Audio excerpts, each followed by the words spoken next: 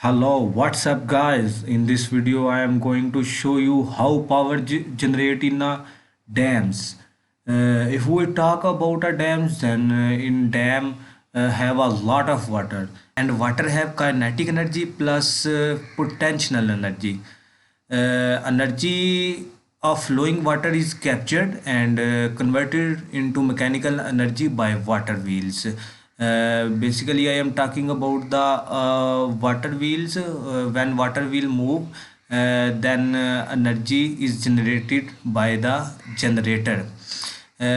Water wheels is coupled with alternator, and alternator convert mechanical energy into electrical energy.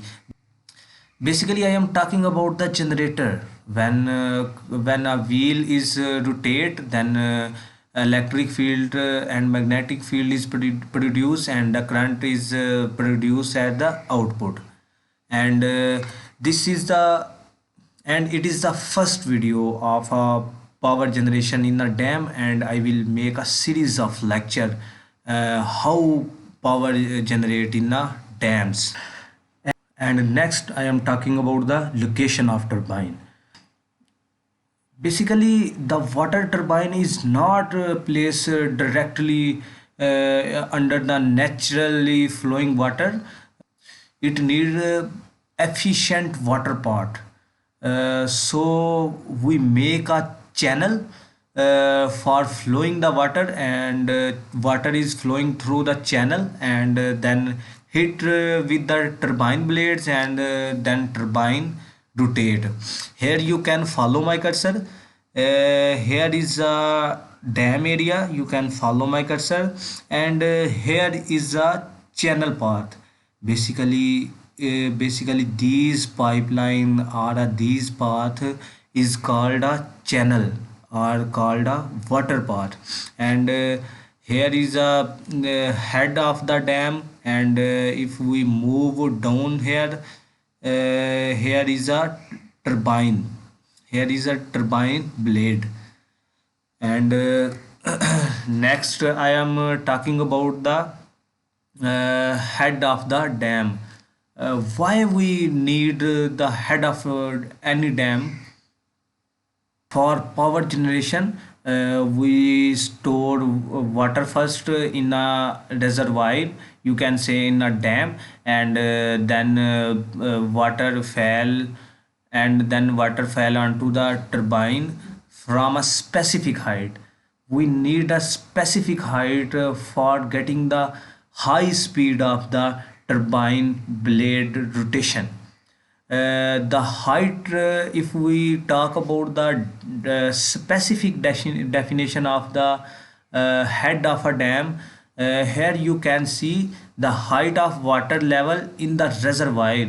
Reservoir mean in a dam above the level of turbine is known as head. And next I am explaining with you the pipeline or a water channel of the dam.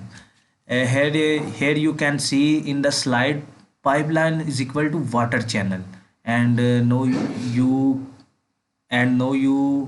follow my cursor. I am explained already. Here is a water channel or a pipeline, and its third name is a penstock. And the next and the very important question is, why we need a sloped pipeline or a water channel, and why we didn't use a specific vertical pipeline? The answer is, we should have the ability to capture more amount of water to rotate a blade. Water channel is in slow mode, then we have the ability to get a maximum amount of water who hit the blade, and then blade get the rotation of its maximum speed through a sloped path. And here you can see a very pretty layout of the hydroelectric power station. Here you can see, you can follow my cursor. Here is a reservoir.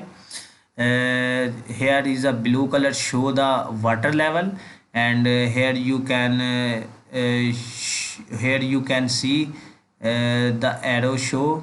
Here is the water path through the penstock, or called water channel. Here you can see the arrow show the direction of water.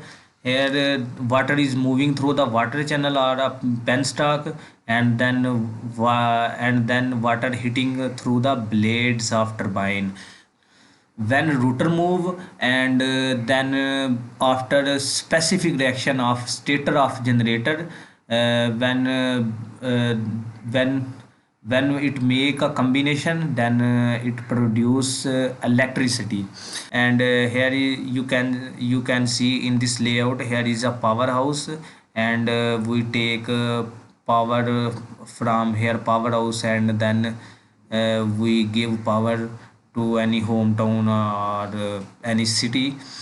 And here you can see, when water hit the blade of turbine, and then water is moving through the specific way, and then water is move forward through the river. And here is a very explained layout of the generator. Here you can see, here is the blades of turbine, and here is a wicket gate. Wicket gate mean the water entering through wicket gate, and then hit to the blades of turbine, and then the rotor move. Here you can see, it is a winding of rotor, and it is a winding of stator. You can say it is overall stator, it is rotor. And when it make a specific combination, then it produce electricity. And next I am explaining the very important problem of the penstock or a water channel.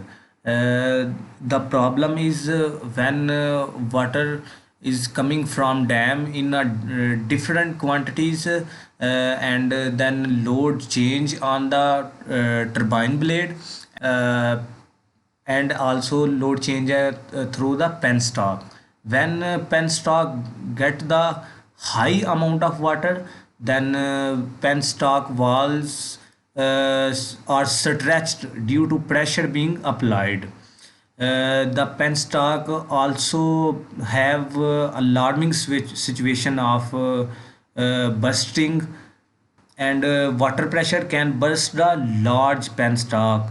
And when burst the large penstock, then it caused the great damage to the hydraulic and power generating facilities, in addition to the loss of life. For solving this problem, we need a surge tank. What is surge tank? If we talk about the surge tank, what is surge tank?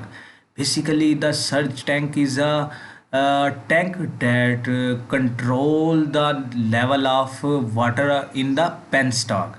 And next, here you can see the layout of the surge tank.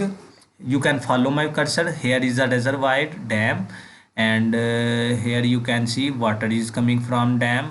When pressure is increase in the penstock or in a water channel, you can follow my cursor. Here is a water channel. Then if we have a surge tank, then water moves towards the height, and the surge tank store water, or it waste through the specific pipeline. Here you can see the real picture of the surge tank. Here you can see it is surge tank. When pressure through the penstock is increased, then water is moving towards height, and then water is stored in surge tank, or water is waste through a specific through specific areas.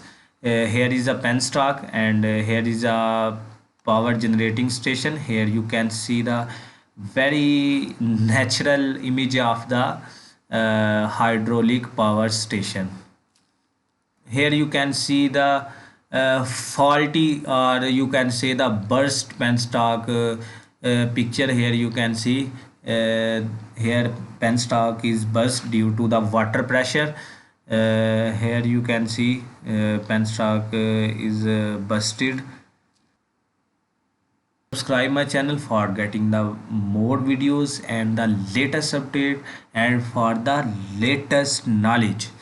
uh, it is the first video of the power generation in dam, and I will also make the part 2 and part 3 video on how power generation in dams. Thank you for watching, and never forget to subscribe my channel.